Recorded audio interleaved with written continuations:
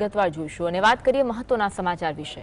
અમદાવાદમાં auto rickshaw ચાલકો સામે પોલીસ કાર્યવાહીનો મામલો હડતાલ સુધી પહોંચી ગયો છે। પોલીસ દ્વારા રિક્ષા ચાલકોને કથિત રીતે ખોટી રીતે હેરાનગતિ કરવામાં આવતી હોવાના આક્ષેપ સાથે ઓટો રિક્ષા યુનિયને આજે રાત્રે 12 વાગ્યાથી હડતાલની ચીમકી ઉચ્ચારી। જો પોલીસ કાર્યવાહી તાત્કાલિક બંધ નહીં કરવામાં આવે તો અમદાવાદના રસ્તાઓ પરથી રિક્ષાના પૈડા થંભી જશે તેવી યુનિયને સ્પષ્ટ જાહેરાત કરી। યુનિયનની મુખ્ય માંગણી છે કે જે ઓટો રિક્ષાના દસ્તાવેજો સંપૂર્ણ હોય તેમને તાત્કાલિક છોડી દેવામાં આવે અને ખોટી રીતે હેરાનગતિ બંધ કરવામાં આવે। જો આ કાર્યવાહી તાત્કાલિક બંધ નહીં થાય તો યુનિયન દ્વારા આજે રાત્રે 12 વાગ્યા બાદ અનિશ્ચિતકાલીન હડતાલ પર જવાની ચીમકી ઉચ્ચારવામાં આવી, જેના કારણે અમદાવાદના સામાન્ય નાગરિકોને ભારે હાલાકીનો સામનો કરવો પડી શકે છે। પોલીસ કાર્યવાહીના વિરોધમાં રિક્ષા ચાલક યુનિયનની હડતાલની ચીમકી છે। આજ અંગે વધુ વાત કરીશું। સંવાદદાતા ધવલ ફોનલાઈન પર જોડાયા છે। ધવલ, અપડેટ જણાવશો। વાત કરવામાં આવે તો છેલ્લા ઘણા સમયથી રિક્ષા ચાલકોનો જે વિવાદ છે તે જોવા મળી રહ્યો છે।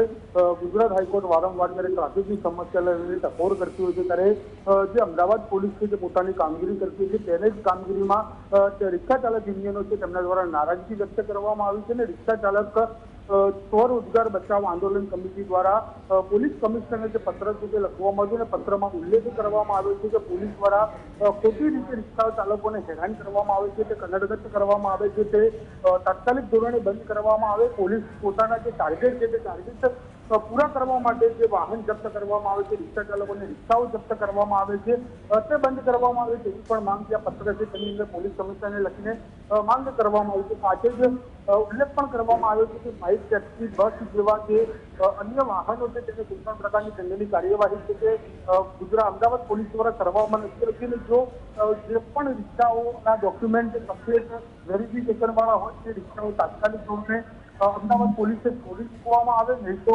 રાત્રે 12 વાગ્યા પછી ઉગ્ર આંદોલનની ચીમકી પણ ઉચ્ચારવામાં આવી છે। તેની અંદર કહેવામાં આવ્યું છે કે 12 વાગ્યા બાદ કોઈ પણ રિક્ષા ચાલક છે તે પોતાની રિક્ષા નહીં હંકારે એટલે રિક્ષા બંધ કરીને પોતાનો આંદોલન છે તે આંદોલન કરશે। પરંતુ બીજી મહત્વની બાબત એ છે કે એક તરફ રિક્ષા ચાલકો પોલીસનું નાક દબાવવાનો જે પ્રયત્ન છે તે કરતા હોય છે, પરંતુ તમે રસ્તા ઉપર પણ જુઓ તો રિક્ષા ચાલકો બેફામ રીતે પોતાની રિક્ષા પણ હંકારતા જોવા મળતા હોય છે। કોઈ પણ વિસ્તારના 4 રસ્તા ઉપર જાઓ ત્યાં આગળ પોતાનો અડીંગો જમાવીને રિક્ષા ચાલકો પણ બેઠા રહેલા જોવા મળતા હોય છે કે ટ્રાફિકની સમસ્યા મૂળ રીતે રિક્ષા ચાલકો તમે ગોતા ચોકડી જોઈ લો કે કાલુપુર બ્રિજ જોઈ લો કે અંકુર 4 રસ્તા જોઈ લો, ત્યારબાદ વાડજ સર્કલ તમામ જગ્યા ઉપર રિક્ષા ચાલકો જે પોતાનો અડીંગો છે તે પણ જમાવીને બેઠા છે। પોલીસ તેમની પર કાયદેસરની કાર્યવાહી કોર્ટના આધારે કરતી હોય છે, પરંતુ ક્યાંક ને ક્યાંક તેઓ પોલીસનું નાક દબાવવાનો આ રીતે પ્રયાસ પણ કરતા જોવા મળી રહ્યા છે।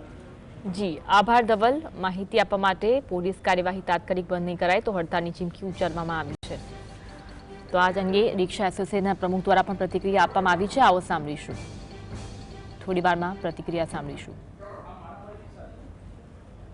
નમસ્કાર, ગુજરાત રિક્ષા ચાલક રોજગાર બચાવ આંદોલન કન્વીનર વિજય મકવાણા। 2 દિવસથી રિક્ષા ચાલકો હેરાન પરેશાન છે। જોવા જઈએ તો સીપી સાહેબ દ્વારા જે જાહેરનામું બહાર પાડવામાં આવ્યું છે કે જે અનલીગલી રિક્ષા હોય, શેરિંગ રિક્ષા કરતી હોય, જેની અંદર લૂંટફાટ થતી હોય, આવી રિક્ષાઓ પકડવામાં આવે અને ક્યાંક ને ક્યાંક આવા લોકોથી રિક્ષા ચાલકો જે સારા ઈમાનદાર છે એમનું નામ પણ ખરડાઈ રહ્યું છે। તો અમે એને સમર્થન આપીએ છીએ કે ના, ખરેખર જે કોઈ નીતિ નિયમની વિરુદ્ધ હોય અથવા કાયદાનું પાલન ના કરતા હોય તો એની પર કાયદેસરની કાર્યવાહી કરવામાં આવે અથવા એમને મેમો આપવામાં આવે, અમારી ના નથી।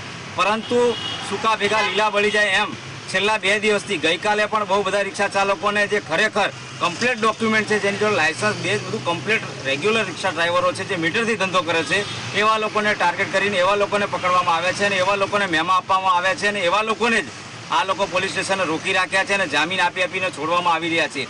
તો આ રોજીરોટીનો સવાલ છે। રિક્ષા ચાલકો પોતાના રોજીરોટી રળવા માટે નીકળ્યા છે, કોઈ એટલા મોટા ગુનેગાર નથી કે એમને પોલીસ સ્ટેશનમાં બેસાડવામાં આવે, એમની પાસે જામીન લેવામાં આવે। તો આ મુદ્દો માત્ર અમદાવાદ શહેરની દરેક જગ્યાએ છે।